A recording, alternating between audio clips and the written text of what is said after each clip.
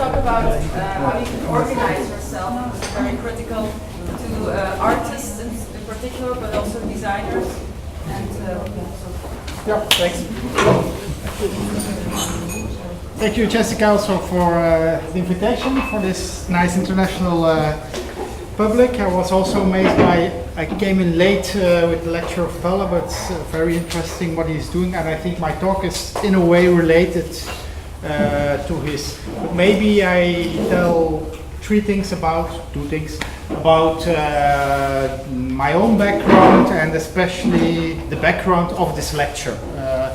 First of all, I'm a sociologist of culture. I study already for 20 years, I think, how artists move, how artists build up their careers. That's one side, and the other. At the other side, I'm very much interested in how culture can function more and more in a political way in society. And my lecture is based, in fact, on, let's say, it's in between two books and one research. One small book was called Creativity and Other Fundamentalisms, which is a very critical book, I think, or a small book about creative labor now and how it is developing. One other book is No Culture, No Europe, which was published based on the research we did for the Flemish government, who asked us what is the value of culture, and we have to give them an answer to that, and in 3 months. But we elaborate this also afterwards for the European Culture Foundation, to talk about culture more on general, what can culture mean for the European level. And based on this story with European Culture Foundation, at the moment I'm doing a research for the coming 2 years about the main question is, in fact, is there a kind of pan-European civil space possible? We all know that civil spaces are most of the time related to a nation state, and the main question here is there something possible on the European level? But this question is related to do research on very local levels. We do research especially in the Balkan, but also Marseille, etc., but with small organizations, and we look how they develop civil voices, how they can stimulate people to raise their voice and to change things in their communities based on culture. So how do they use culture to do this? So my lecture will be, in a way, a kind of all those three things come together in this lecture. So I will start, first of all, with a very basic question we had to answer also when we get this question of the Flemish government, who asked us at a certain moment, what's the value of culture? When you get such a question, you immediately have to decide where to look at, and you have to define things. And the first thing what we tried to define was, of course, the world of culture. What is culture about? And we came up with a definition, which you all know probably, what we call the anthropological one. Culture is just our way of life. So, but this is very important decision from the starting point. Culture is not only what artists make or what designers do, etc., etc. No, culture is in general every 3 cups of coffee I need in the morning. That's also culture. And so it is the rituals you need day in, day out. But when you read more close to this and look what, for example, Sigmund Freud has said about this, or Martin Heidegger has said about this, but also, for example, more recent Zygmunt Bauman defines culture as in fact, and this is for me very important, the only thing which can give you meaning in your life, and which gives you also the possibility to give meaning to the society in which you live. On the question of when Martin Heidegger, for example, asked himself the question, what is culture about? Why do we need culture? Was his answer, Sein zum Tode. Because we are going to die, we have culture. But this is very important. It's because we realize that we are going to die, we are always in search for signification of ourselves. So it's all about signification, searching for meaning. And that's also why we think that especially people, not for example animals, because they know that they are dying, they start asking questions, what I'm doing here, what I'm doing in this society, etc. So this is I think the basic thought we had about culture. Now, related all, I think what a lot of you do, making cultural production, but for me this is also cultural production, I produce always culture. We ask the question, what are specific the functions in culture, what is done by cultural production, and how is it fulfilled? And we used, I have to confess, we stole some ideas of, for me, a very interesting philosopher pedagogue. It's called Gert Bista. And he describes functions in education, but we translate it broader to culture. And he uses three main functions which are for him very important for education, but again I give it my own twist and we translated it to culture. The first thing which we came up with, what organizations, artists, designers, museums do in society is the process of socialization. This is one main function in culture which they fulfill, but even education. What is socialization about? Socialization we defined very strictly as bringing people in a social order, integrating them in a social order without questioning the social order. This is a very important thing. For example, my girlfriend works in Antwerp at integration, cultural integration. She's the whole day doing this. Saying, for example, to people, what are the typical values of what do you have, what needs to be your attitude when you want to find a job in Antwerp or in Belgium, etc., etc. So this is the process of socialization. But also a baby which gets the breast is socialized at that moment even. So it is bringing people in a almost, it's not in an, it can be in, sometimes in an unconscious way in a social order, integrating them. The second function which, or role which is played always in culture is the role of qualification. That means saying this is better than that. That's the only thing. We do this every day in education. I think this student did something good. This was not that good. So it is a process of qualification. It is also a process of making a hierarchy again and again and again. Even after postmodernist debate, we are still doing this, maybe in a very specific, singular way, but we are always making qualifications. That is a very important process, I think. And the last important thing, which is for me very interesting, is what especially artists, but also controversial designers, etc., do, is the process of subjectification. What is subjectification about? Is doing this, hitting somebody in the face. It is confronting somebody with his or her own existence at a certain moment. Right? That can be because your boyfriend or girlfriend said, no, the relationship is over. You are confronted with starting questions, what I'm doing here, who am I, again. But it can also happen when you fell in love deep, and at a certain moment we all have this. After 3 months, when you have close relations, you can start questioning, where am I myself in this relationship again? This kind of question is a very important question of where is my own identity?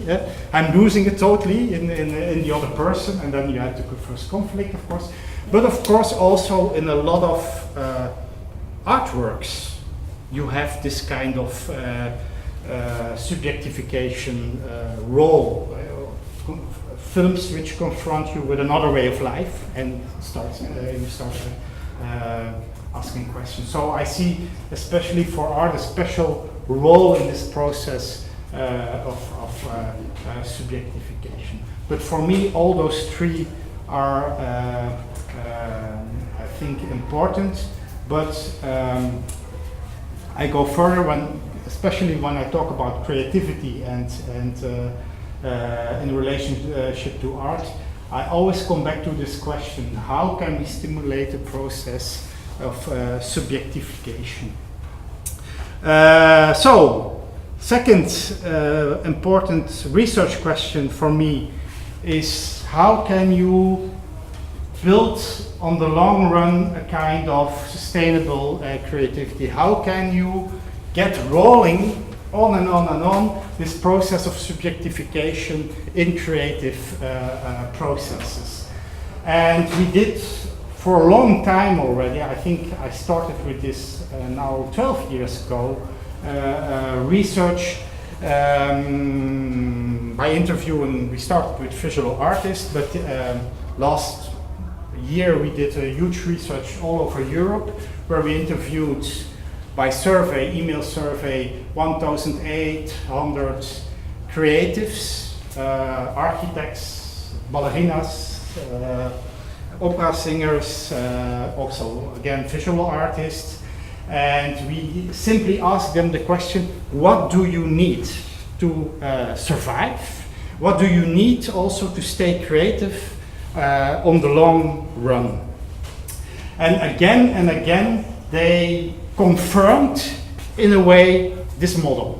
Yeah? They confirmed, or they said in their own words, of course, not by these words. They said, we need, in fact, to survive and to do our work, we need 4 spaces to work in. And the first space is what we called it afterwards, the domestic space. Is it at home, the studio, where you can work in a very self-reflexive way. You can take it's very important for me in the domestic space, you can take your own time. You can sit endlessly before a white canvas. You can listen endlessly to the same CD. It is also a place with respect. This means that only people come into the studio which you really trust also. But a lot of artists also said to us, it's in the first place my boyfriend or girlfriend who decides when a work can go public. It is a very important relationship. Or the girlfriend who comes in and say, oh, please destroy this work. This is completely out of...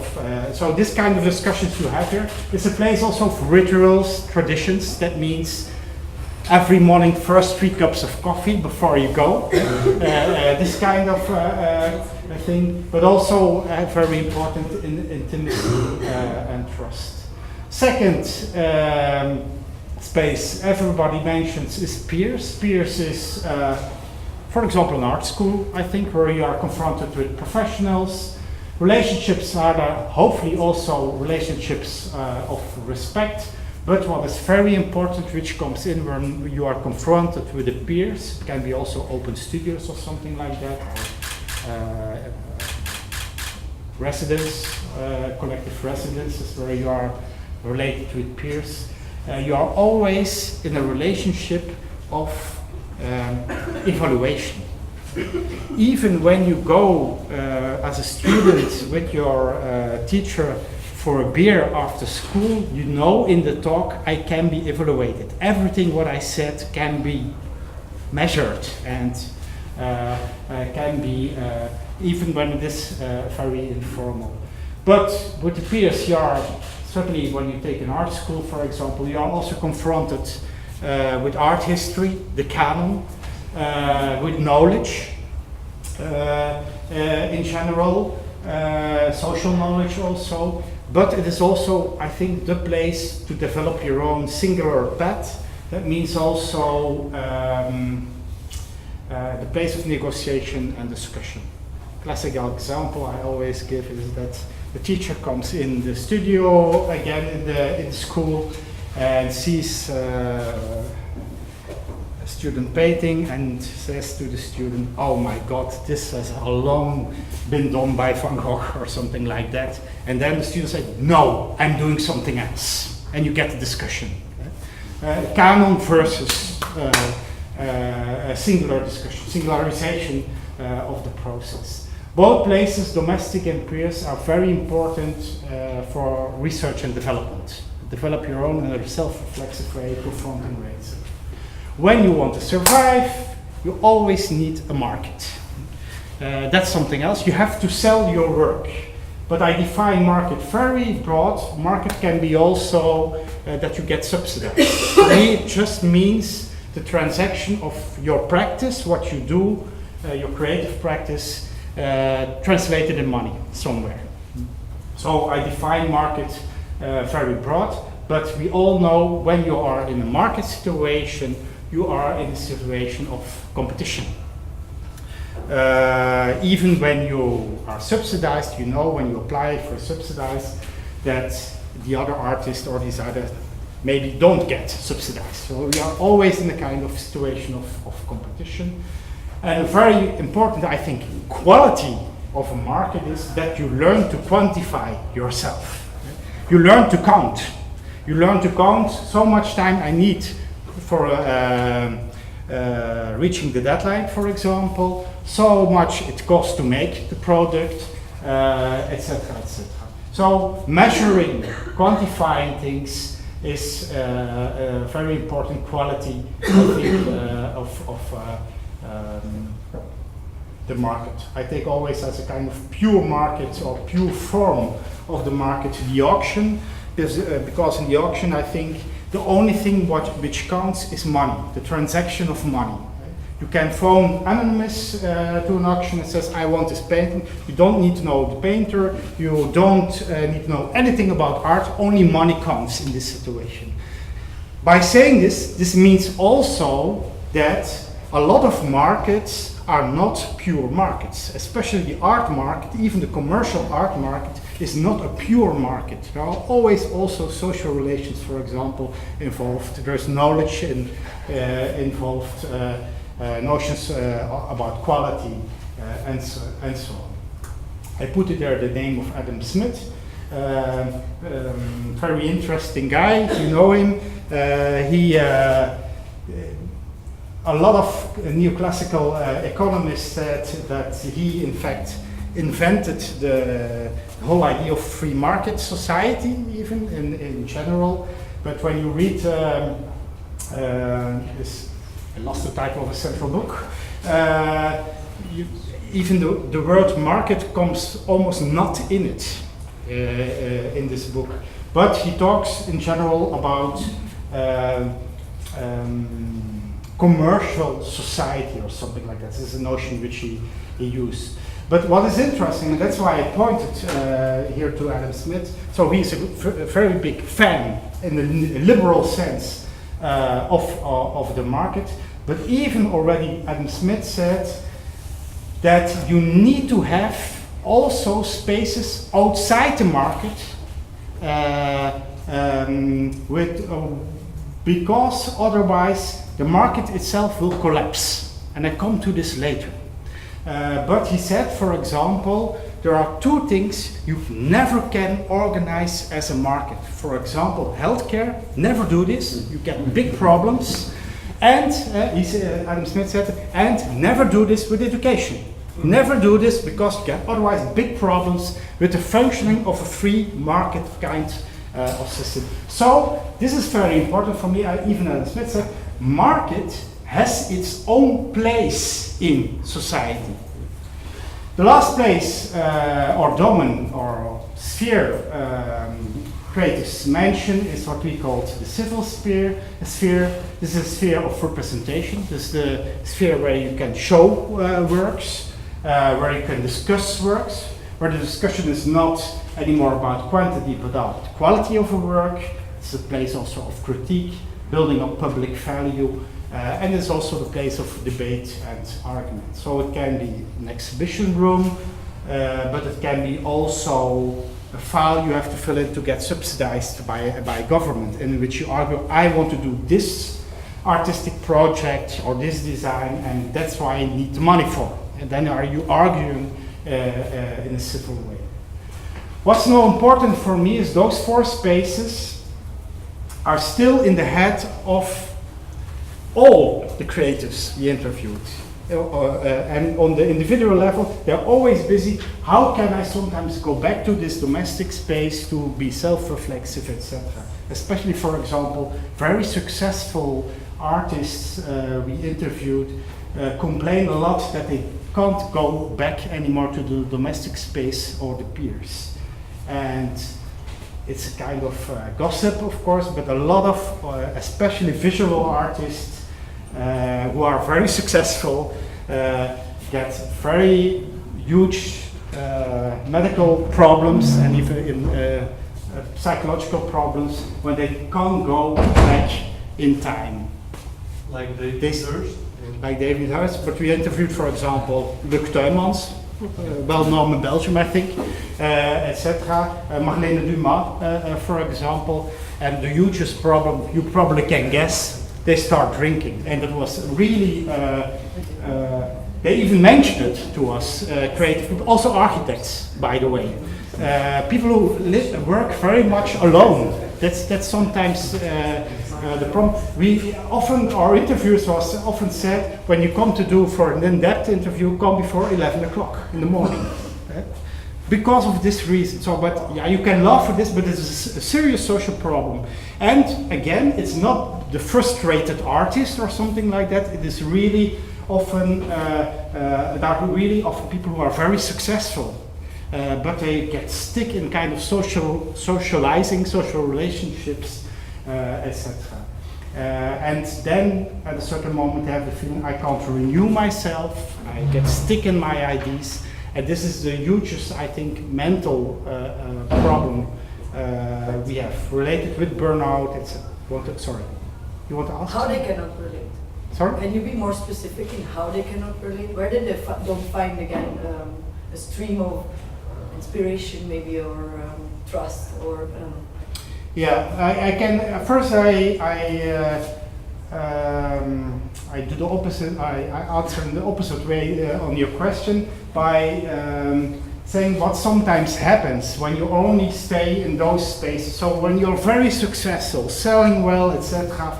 And it's really a phrase of Luc Tuymans, who said at a certain moment, when you only are in those spaces, you are only surrounded by fans, and it's horrible.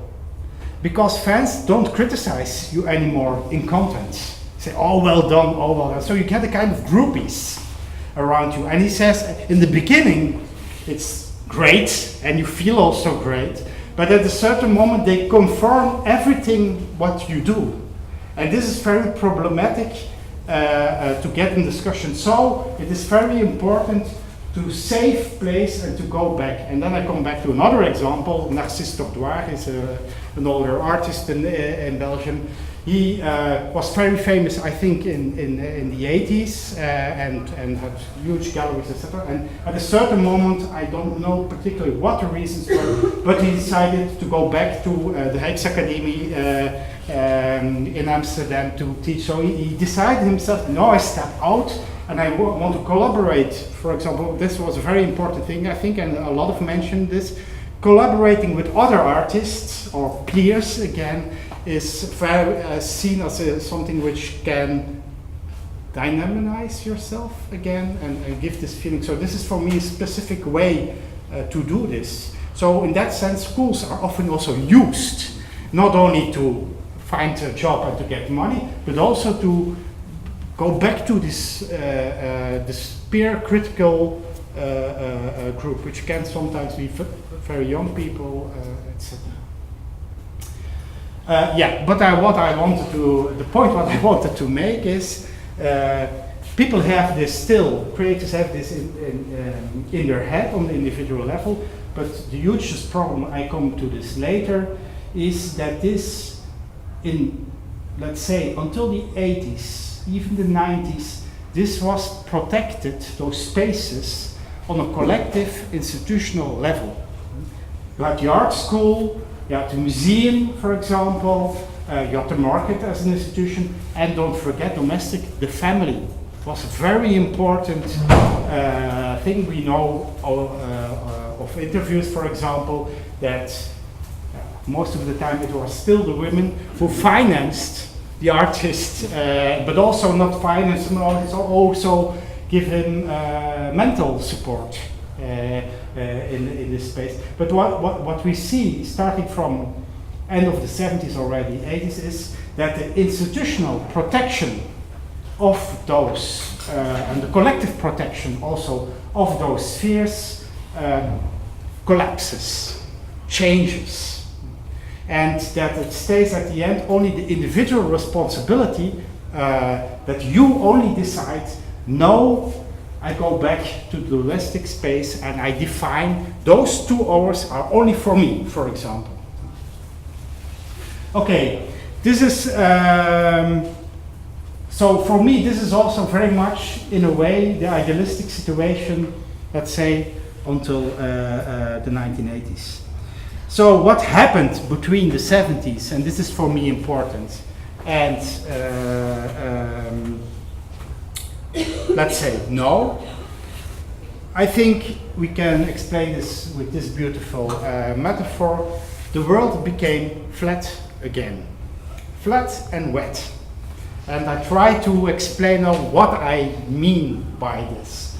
More and more we are not protected anymore by vertical institutions like the museum, the academy, for example, but we are more and more surfing on the surface, literally on the internet, for example, from project to project, from and etc. So tack, tack, tack, tack, tack, tack. That's what we more and more are doing. That means also we stay on the surface, and sometimes very difficult to go vertical again and to search for depth, but also we have more and more problems to honor things we very much like, to hierarchize, qualify things again.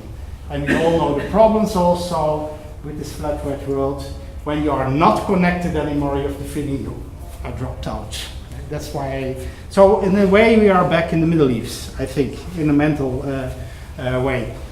This has to do, I think, with 3 very important shifts, 3 historical shifts, which started from the 70s until now. One is a political shift, one has to do with labor, and one has to do in the art world, happened in the art world itself.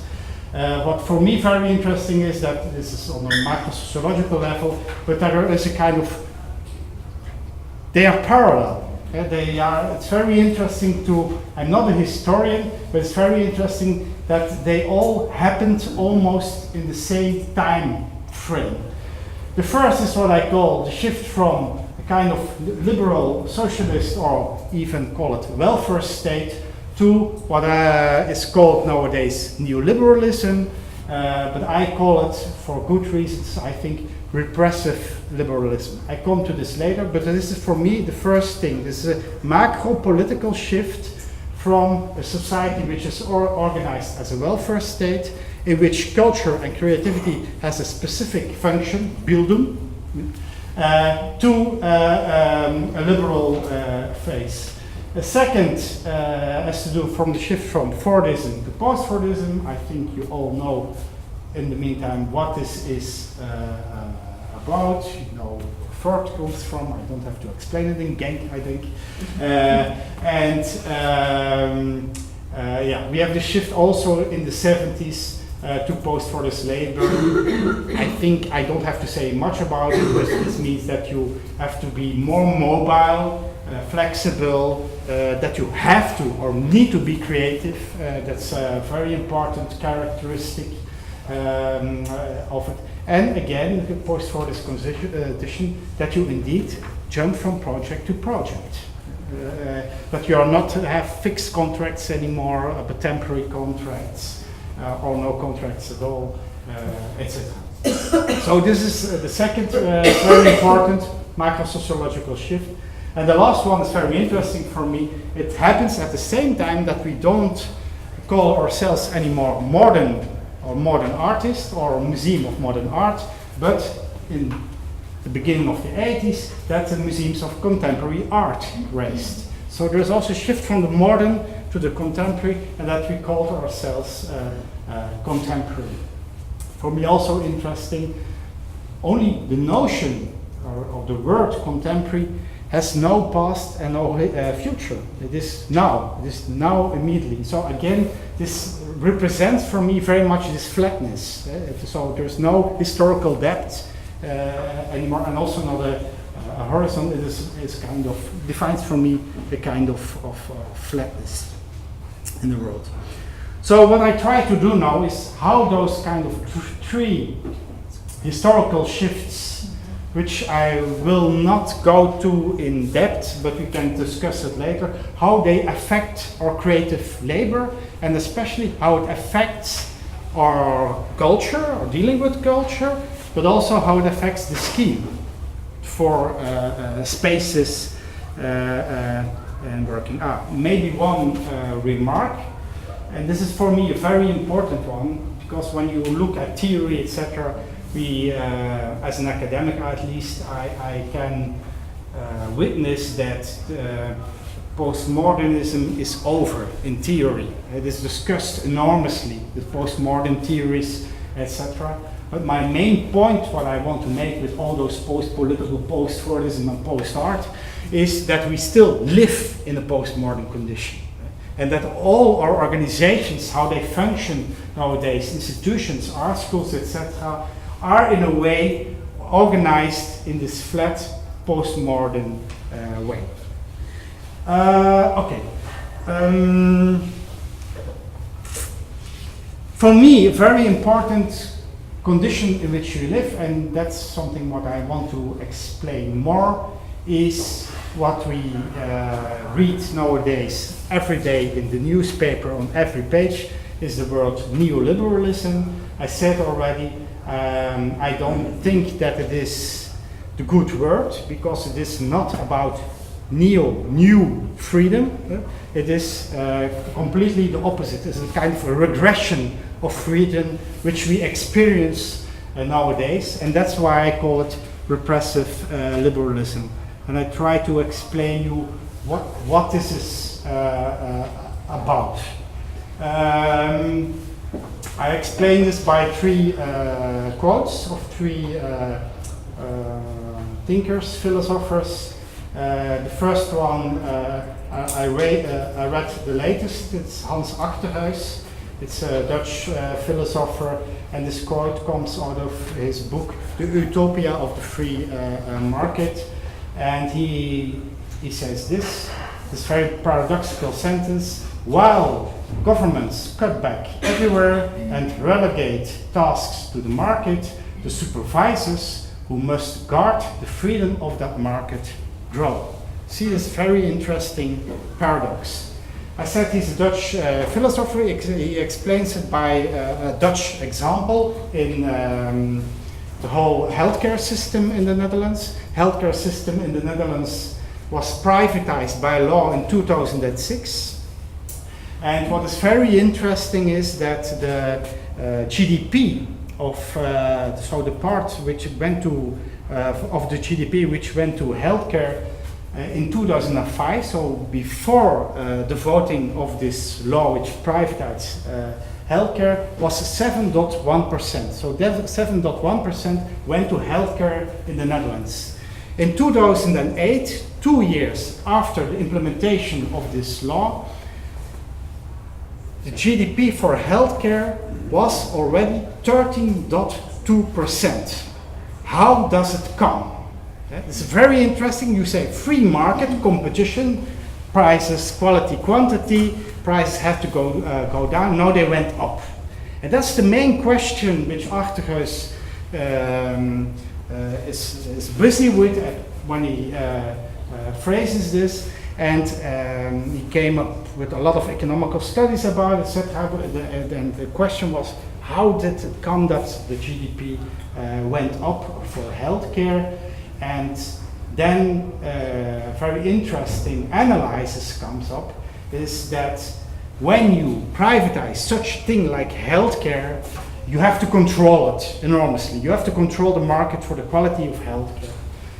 That they did also in the past. The state monopolized the control on healthcare. But what did they do in the Netherlands? They privatized also the control of healthcare. So you get a lot of offices and companies which are in competition to do audits, do accreditations of hospitals, etc. And what do? They compete to follow the rules as holier than the Pope. So you get a very rigid system which is decentralized, which controls the system, and which makes it so rigid that it costs enormous money to follow the rules. To be perfect and to follow the rules. So this happened in the healthcare system, but when you look nowadays, certainly in the Netherlands where I worked for a long time, what is very interesting is that you just see this also in education. For example, in art schools, the audits are done by private companies or the pre-control by it. And interesting was the last, I worked now for 10 years in the Netherlands. I had already 7 audits. And the last one was done by a private company, which name was Control. Because Control is a brand. It means when we control you for sure get the subsidizing afterwards. So, and you get a competition between those offices. Of course, a lot of money goes to those kind of companies, but also public money most of the time. But it is also because of this competition that the system becomes repressive. So this is the very interesting paradox. They say, take your own freedom, develop your own educational program. Please do it, be autonomous. But you need to be accredited afterwards, and then the trouble starts. This is the very interesting paradox almost in which we live. Lawrence Lessig, I think you all know him. It's one of the people beyond Creative Commons. Sees this at the same moment almost for culture in the United States. I don't go in depth to this, but we can discuss this later. But those books did me remember the book which I read when I was 19 years old, but which I didn't understood at all at that moment. It was The One-Dimensional Man of very heavy neo-Marxist Herbert Marcuse, who gave this quote, and this quote is, I completely did not understood it at that moment when I read it, but I think I do understand it now. It goes like, under the rule of a repressive whole, liberty can be made into a powerful instrument of domination. See the paradox. Make people as free as possible, and you have all the political instruments in your hands to develop a kind of totalitarian regime. Of course, maybe it's a little bit put it too blunt by Marcuse in this 60s terms, but we see, I think, more and more what's happening nowadays. Think about promotion, again in the Netherlands, but almost everywhere, of freelancers. Take your own freedom, be free, etc., etc. and they destroy their own social security by doing this, by taking risks. They are most of the time not in unions, etc. So they become very weak political animals in the system. So this is the very strange position a lot of creative workers nowadays are in. This is for me the main political frame in which we work. So I can reframe this also in the frame. What does this mean? And this is a little bit a cliche, of course, that the market grows and takes over other spheres. And this is already what was said in the 60s or the 70s, was called the commodification of culture, or just commercial art or something like that. But that does not interest me so much. What for me is much more interested, that a kind of ethic, a kind of specific value or rule of the market is generalized to other spheres. And what is generalized and specific is this kind of idea of quantification. That you need to quantify yourself, or that your cultural products need to be quantified. So you get more and more, I think, a kind of measure obsession. That's why I was a little bit laughing in the background. There came a question, how do you measure the effects of football? I said, okay, here we are, the measure obsession. How can we measure effects? We can discuss this later, because we wrote a whole paper to the government in this value research that we refuse to measure the effects in this way, how they thought of. But what is for me interesting is the kind of measure obsession, try to measure and try to quantify things. For example, in the domestic sphere, a lot of interviews we did with architects, talked with architects about design programs. And they immediately come up that they say, it's very nice to work with, you can work very quick, etc. But of course, a lot of design programs already count the risks before you only start to be creative.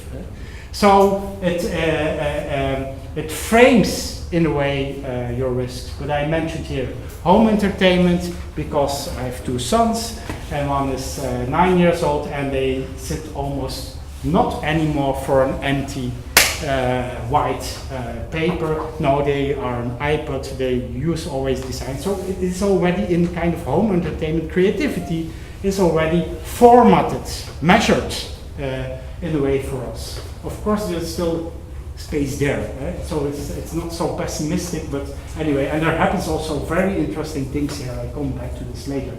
But anyway, in schools nowadays, for example, in the periods, we all get lessons, creative industries, or arts management, culture marketing. And what do you learn there, for example, is again learning to count yourself, to quantify yourself. I have good examples for the School of the Arts in Tilburg, where I worked also. There is a famous rock academy, and in the rock academy they have courses creative industries, and there was told to the students, when you make a pop song nowadays, 4.5 minutes. No 70 minutes, no Deep Purple anymore. 4.5 minutes, that's the way how you sell your product. That's great. So you do need to be creative in this frame. 3 reference, no 10 or something like that. So learning to count and to quantify yourself. And also in the civil space, you see this with cultural industries. I know this, for example, my blunt example is always Guggenheim Bilbao. It's a beautiful example. You have the feeling that you are in a kind of public space which you look at, but you know very well that everything almost is counted there. For example, which is in the policy documents of Guggenheim Bilbao, 80% dead artists, because they attract much more people. We know this. So this kind of very the quantifying of life, but you have it also in a much more nuanced way. For example, I work at the University of Groningen, so I pass every week the Groningen Museum, and you see this in the exhibition program.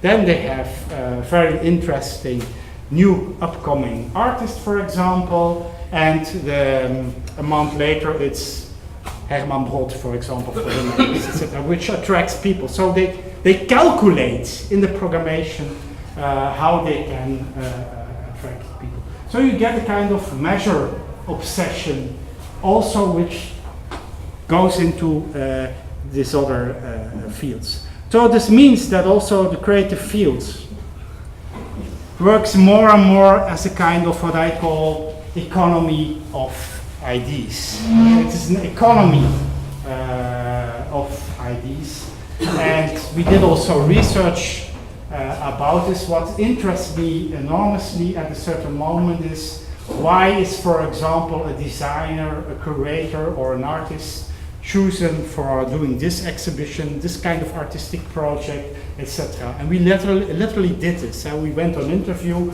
We went, for example, to boards of biennials, and we asked at boards of biennials, why did you choose this curator for this, making this biennial?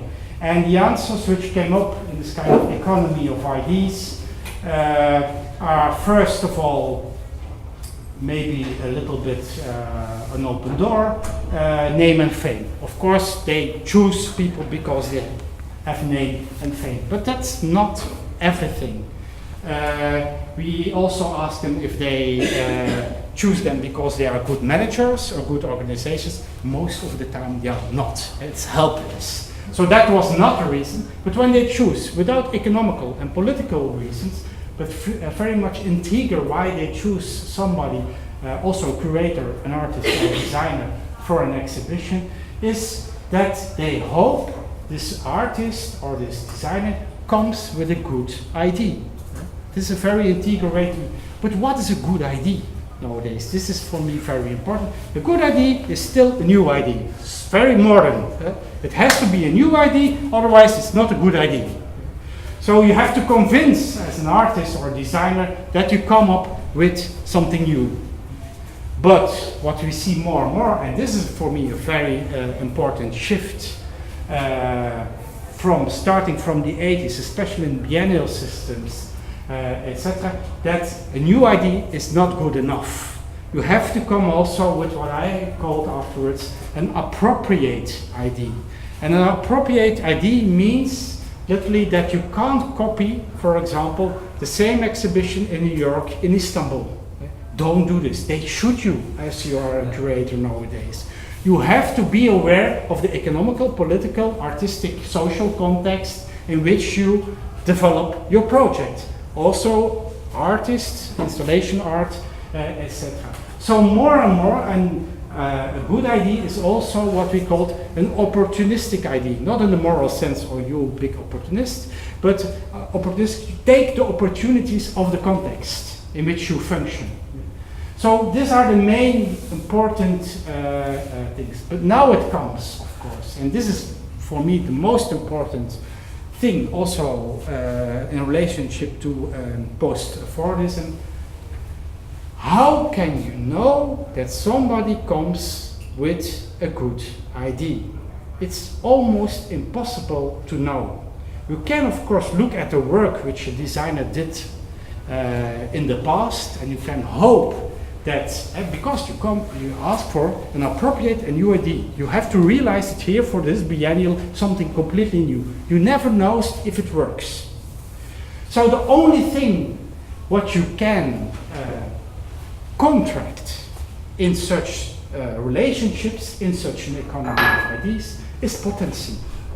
So it is the hope for a good idea that you contract when there is a contract at all, but it's not a material object. It is not saying, give me the same exhibition again, which you did in New York for him. No, you have to come up with something new. So it is the promise, and this is very interesting for me, this is very ephemeric.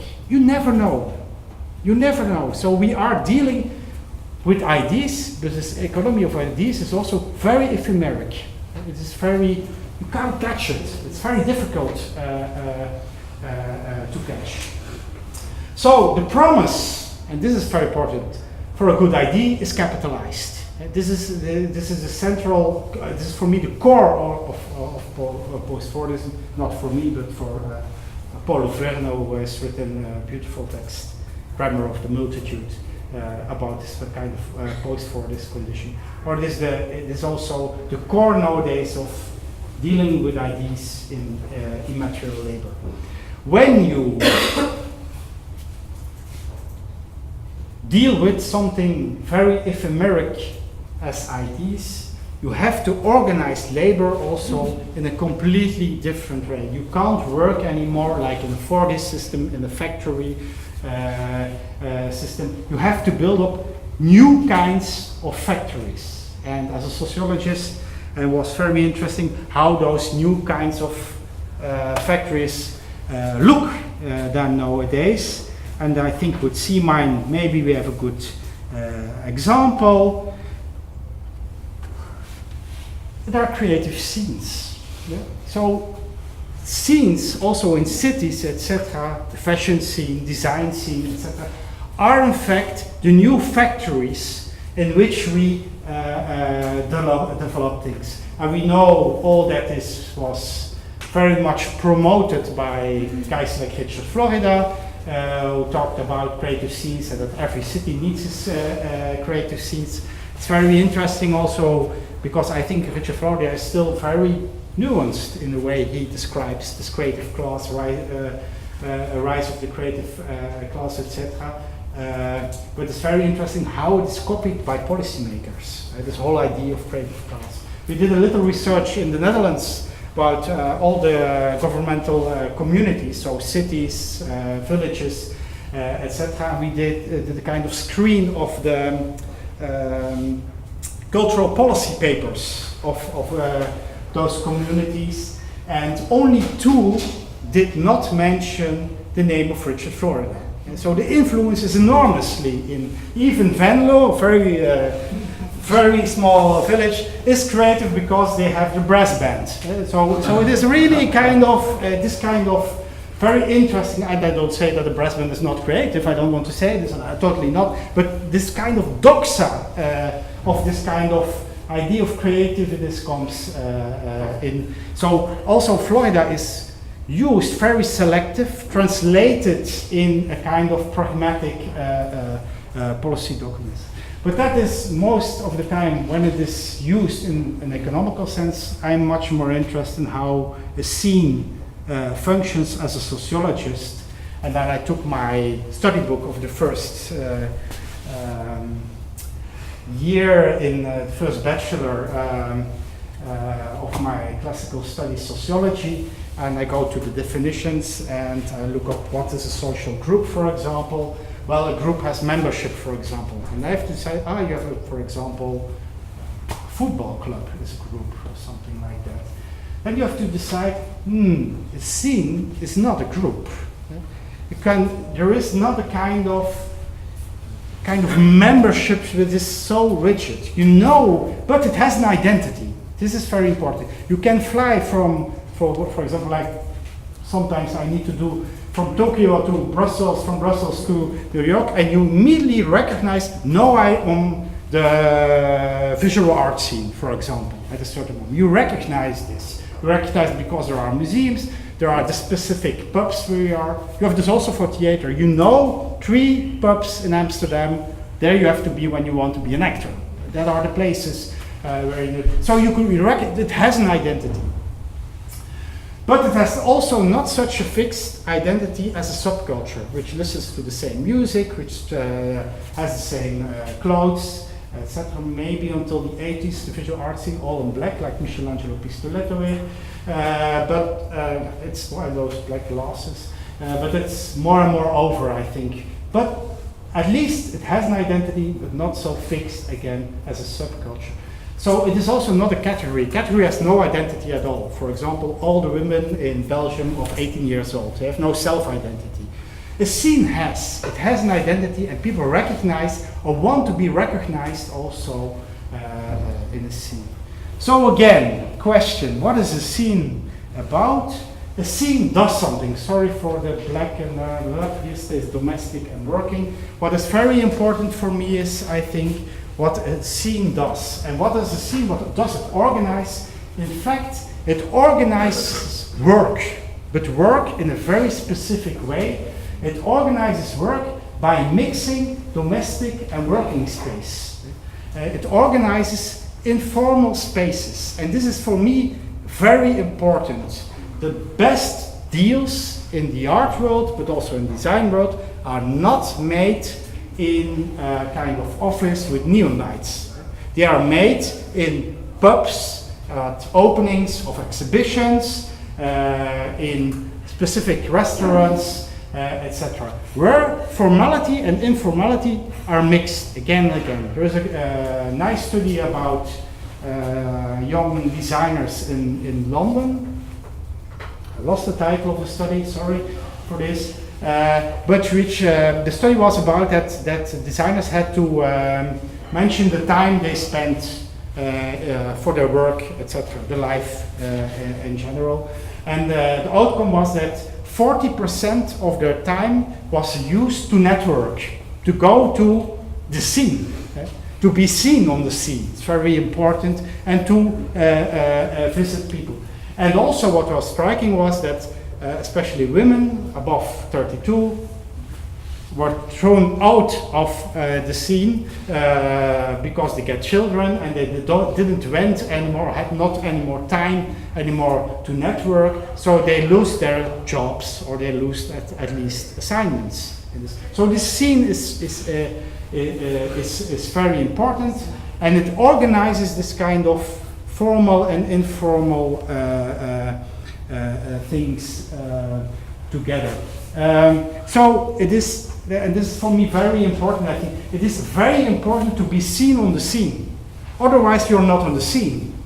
So it is very important, it is part of your professional life to perform also your ideas, not only to sit at the desk at home in the studio, etc.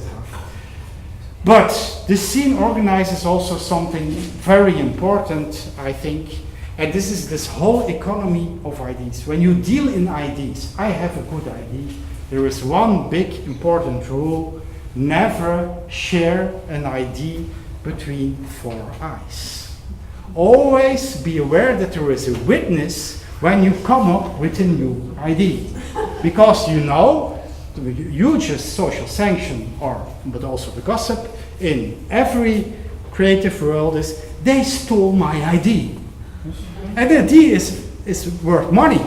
And so it is very important that there is a kind of control system so that you are seen on the scene while you are communicating about new ideas, workshops, teamwork, working together. This is a kind of social control mechanism which is organized by the scene. So it organizes also, and this is for me very important, this notion of Michel Foucault, in a way, a kind of biopolitical control. This means it controls your totally life, not only that you can do your job well, like in the Ford system, putting a tire in a car. No, it is also your eyes, it's also your smell, it's also if you are polite, if you can communicate with people, etc. So all things are involved in this scene, and this is I think very important condition. And this gave me also the blunt statement that we feel free, of course, at a scene, and we have the feeling that we easily can go from one scene to another, fly all over the world. But this makes you work, and this is especially with this study of young designers in London describes. You are free to take your free time in those pubs because there you get the assignments. It's this freedom which makes you work. But this is also the whole condition, I think, more and more nowadays of the freelancer. There's a beautiful lecture of Ito Stirl, an artist who made a kind of genesis of this word freelancer. Freelancer comes from 2,000 years ago, the samurai, the freelance, somebody who had a freelance who was hired for the best bidder to fight. And I think this represents very good the whole position nowadays of the freelancer. It's a very, again, weak political animal. It's not in a union anymore. And it works for assignments, and you have to run for your assignments. You have to serve from project to project to get them. But don't you see new forms of organization? Of course, I come to this, of course. I think this is a kind of problematic situation in which are more and more people forced. And again, I can say definitely in the Netherlands, it's pushed enormously by governments, etc. But there is also opposition. And more artists start to, and also designers we interviewed, start to think of how to reorganize and how to get not in this trap of the freelancer at a certain moment. So, but anyway, what we see is also, and this is for me very important, that the art scene, in a way, in a very romantic way, promotes also this kind of post-forest labor ethics. Be free, be autonomous, take your own freedom. But this is translated totally in a kind of neoliberal, or what I call repressive liberal condition of the freelancer, in a kind of dirty way. That's for me it's double-sided, I would say. It's ambivalent. Yeah. It's very ambivalent. Yeah, that's maybe better. It's a very ambivalent how it is used, and anyway, yeah, or how it is used by, especially policymakers who use Richard Freud in this sense. Okay, so very interesting thing. Go back to the scheme. What does this do with the scheme? And now I come really to what I call creative industries, and this is for me also the condition in which we are now.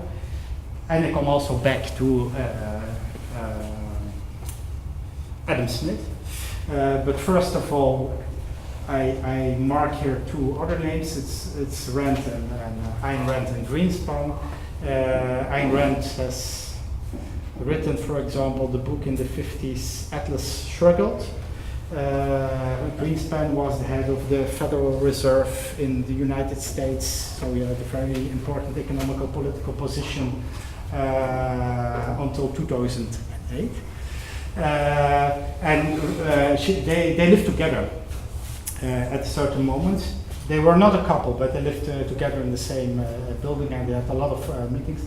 But Ayn Rand has written, she's a kind of novelist, but philosopher, and the book Atlas Shrugged, some of you know, describes in a way how you have to organize, I call it in my eyes, a kind of neoliberal world in which everything is quantified, even love is quantified.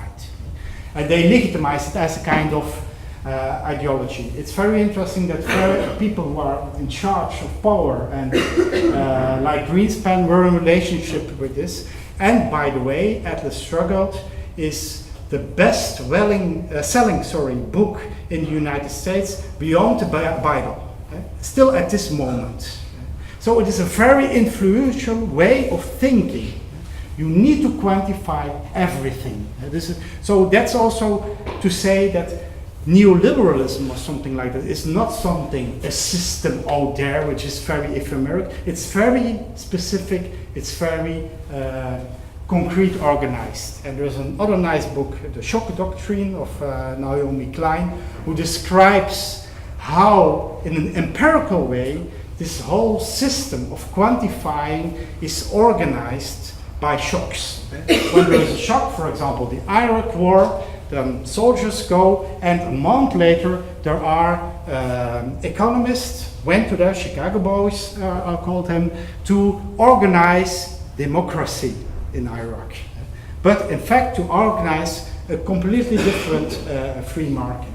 But anyway, this is the situation I think we are in. This is also to say that neoliberalism or something is not a cloud out there. It's very specific, it's empirically organized. But what is interesting, and this is something what Adam Smith foresaw, He said, when you do this, jump out of the sphere of the market and take over other spheres, you get a very strange feedback. And I think this is the situation in which we are now. For example, my son at home is doing very strange things with those computer programs. At least he is also downloading illegal things, etc. So you get piracy. Piracy is very bad for a free market competition. It destroys, in a way, the way how a market functions. But also, I think, when you put very creative people, for example, at the top or in the center of a financial system, you get 2008. Put maths, big brains, and you get best derivatives nobody understands anymore. You get creative banking. This is creative banking you get in 2008, and this is a big problem for a free market. The financial market is not a real economy anymore, but it influences and attacks, in a way, the free market, how it develops. And also give creatives the position to make laws, like, for example, the majors in pop music did in the United States, and you get laws which legalize, again, monopoly in a free market. You have only today 3 majors in pop music who define almost the whole pop market. But you get monopolization, which is very bad for a market. I think this is the situation in which we live nowadays. So we are in this kind of very ambivalent situation of that we see that the market grew. We promoted it enormously, and a lot of people, also from the 60s, etc., who were at the left side, started to believe in this whole market system, defended until even the end of the 90s. And now we see this kind of very strange feedback again and again, and things start to dysfunction in a way. So I now I come to your question. It's the question, of course, what to do.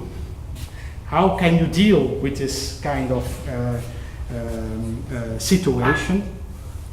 And the word, I think, is already mentioned, the common.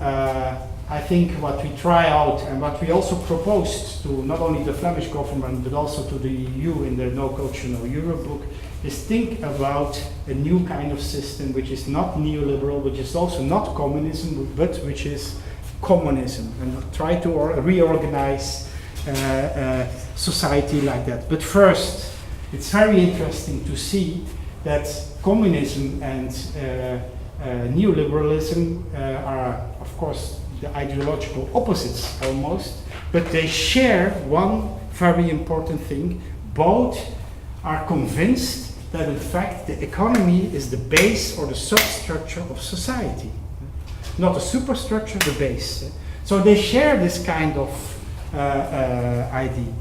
And that's for me the difference with communism, which thinks about culture as the base of society. And I come to this later. This is for me very important shift to think about society as culture, but also to think about economy and politics as culture. The way we trade with each other and deal with each other is a culture. It has to do with how we signify ourselves and signify our relationships with others. Okay, so that's for me very principle, and this word was already mentioned, but now I think what is very interesting, I think, and what is for me very important, the common is not a community. It's not a harmony or something like that. A common is a place where you often need to fight, maybe in words, but discuss, and you disagree. So you get a kind of, this is for me very important, you get disagreement in agreement or agreement in disagreement. And this is for me very important. This keeps also the whole system dynamic. This is the base of creativity, that you need this kind of tensions in your system. So this commons defines in a way these dynamics in the culture. I don't go to this is for another time. And I think, and this is for me very important, so by bringing new things in society, giving other voices a voice, you feed in a way this process of subjectification, hitting in the face. So for me, this is a very, I think, important. In fact, let's say it like that, it needs to be a very important ambition to me. Okay. I skip this and go to the. So what does this mean for the scheme? It means that you elaborate and develop this civil space. But this means also, maybe the first remark, this means also that we never can go back on the institutional level to kind of separation of those spaces. I think more and more we have to think about tactics which can develop common knowledge, sharing of ideas in a very tactical, hybrid way in those spaces. For example, Wikipedia is a good example, a cliché also, which does this more and more in domestic space, organizing common knowledge. But I think more and more also take an art school as an example of the peers again, talking about politics again. It's very important, not politics, party politics or something, but politics in the sense of how do you give form to society, how do you give form to yourself, your own positions. Questioning very simple, why as every creative worker nowadays has to become a creative entrepreneur. What does it mean to be an entrepreneur? What is the discussion of entrepreneur? Which possibilities does it open, but which does it also close down? This is for me political discussion, which is for me very important. And I think also in the market itself, you can organize things for free again, and not free like Lessig calls it, not free like free beer, but free like free speech. It means that you can use things to be creative again. So, on an abstract level, organizing yourself nowadays has to do very much with organize ourselves, not in a community, I think, but organizing a common. Last question, why? Why do we have to do this, or why do I think this is important? First of all, I think this is important to stay creative, sustainable creativity on the long run, because, and a lot of people, artists we interviewed mentioned this also, that the best, I think, replacement of money or money relationships, contract relationships, etc., are social relationships. You can do a lot with social relationships, so it can be, in a way, an alternative. But when you generalize it more to a broader society and ask the question, why do we have to do this? The answer is blunt. This is the reason why we have to do this. Not because of Billy Elliot, but which, what happens, for example, some years ago in the streets of London. Very interesting, and what happens also in the Schilderswijk in Den Haag, I think 3 months ago. We all know this riots, or in the suburbs of Paris, for example. We all know those kind of riots. But for me, what is very interesting is again the analysis by mainstream media of this kind of situations, or by mainstream politicians. Most of the time, when people are confronted, or mainstream media, politicians are confronted with this kind of violence, they call it senseless violence. And this is a very interesting notion, senseless violence. What is it? What is kind of this senseless violence about? So you get people like this guy who points with the moral finger and says, "Oh, what is happening with our youths? We need new values." And there is a big problem. And he points also at this kind of violence as being senseless violence. For me, it's already very interesting what happens with this kind of discourse about senseless violence. It's most of the time not clear if politicians like Cameron mean that violence in the street is senseless for the people who do it, or that they themselves cannot make sense of this violence in the street. So there's a whole mixture, also mainstream media, about this kind of very strange thing of senseless violence. But immediately they come up with this finger, the moral finger, and they start to blame, and this is very important in moral rhetorics. They blame individuals. They say, you have no ethics anymore, morality anymore.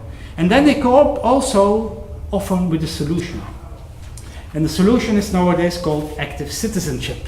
We all need to be active citizens, and we have to organize ourselves and take our own voice. So, but this is for me very important, and the discussion about active citizenship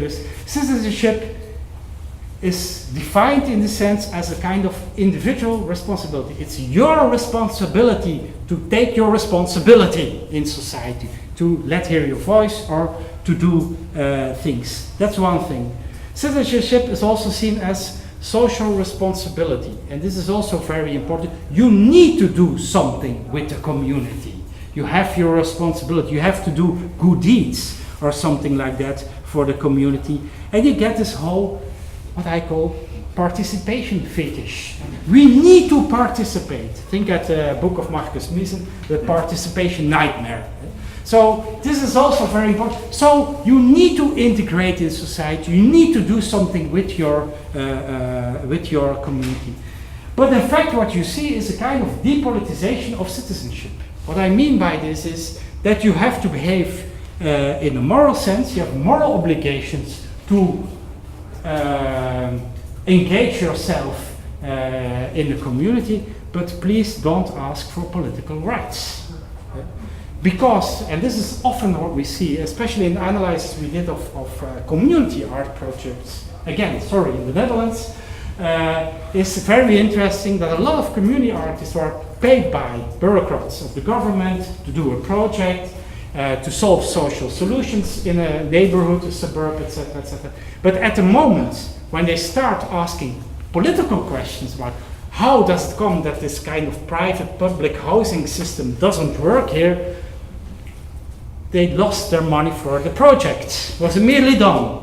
When you start asking questions on a structural level, you get in troubles. So citizenship, yes, but only when you are engaging in the community, participating, etc., etc. So it is all, and this is for me important, I come back to my first slide, it's all about socialization and not about subjectification. And this is for me the very important thing, and also the rhetorical trick of this whole idea of active citizenship, in a way. Individual level, depoliticized, and it is about social integration. Socialization as getting integrated in a social order without questioning the social order. This is for me a very important thing. But of course we all know that there are a lot of guys when people like Cameron shout senseless violence and we need no moralities, a whole army of this kind of people stands up and also points with another kind of finger. This is Sigmund Baumann, but the whole army of intellectuals, philosophers say, no, there are structural reasons for this. There is the crisis, for example, but what is definitely proven in a lot of studies is when there is a growing social and economical inequality, senseless violence also grows. So this is for me, a very important structural analysis of the situation, but I think they miss a very important point also in this analysis.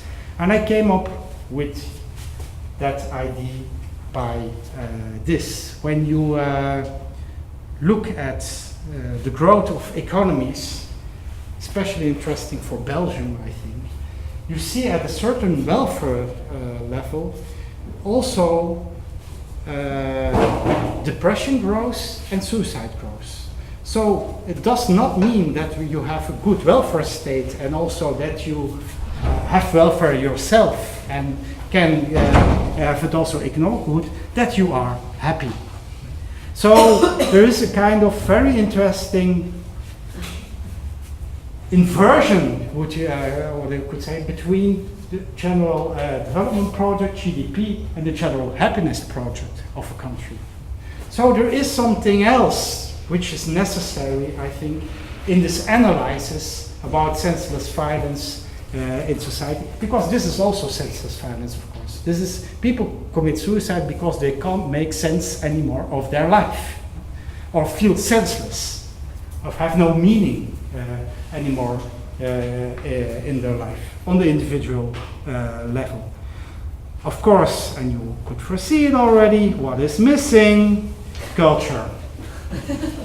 And what is culture about? Culture is a kind of, I mentioned already, a kind of, but I redefine it now, as a kind of huge reservoir of signs, of meanings. And you can take out meanings to give meaning to yourself. It sounds maybe definition of a semiotic, but it is also a kind of, it is really about meaning, giving sense to yourself. And that is what culture, I think, is the main reason of existence. What does art with this? I think it is the engine. It puts in again and again signs in this huge reservoir out of which we can make sense of our own lives. So this does not mean that art, in a way, is helpful for those people who commit senseless violence in the street. No, it keeps open in general a broader system which renews and renews and renews this system. And this is for me very important. So again, I think we have to put marks on his head. So I think culture and not economy, culture is in fact the base or the substructure of society and not the superstructure. Economy, politics, that's a superstructure. It is how we organize society, especially the notion of democracy, it's culture. It is a definition of how we want to organize our society nowadays. Last slide. How to do this, and I come up with two, I think, two quotes of artists themselves. This one from Thomas Hirschhorn. He made it in an interview we did in Mobile Autonomy, a book we made last time, and he said this very interesting phrase, I think. We can discuss about Thomas Hirschhorn later, because I don't know, I'm not sure he realizes it really, but anyway, this is the quote, and I think it's interesting. I am concerned with making art politically, I'm not concerned with making political art. And I think this is also a very important shift with the 60s, what he's mentioning here. I think it's very important to think about how you can really make, in a political sense, shifts with the design, the works, the things you make in society. Without it is necessary to give a kind of political message. It's not about a message, about the content, about something, but it is how you do and how you propose and how you can be performative to make a shift. And that's, for me, the political activity. And the last one comes from Geoffroy, but this is more related maybe to the artwork. I think more and more the whole idea of the contemporary art world is over. It's finished. We have to go a step further and we have to rehistorize things, but that means also that it is very important for me that we look at what is in society nowadays really emergent. to deal with, etc. Yeah.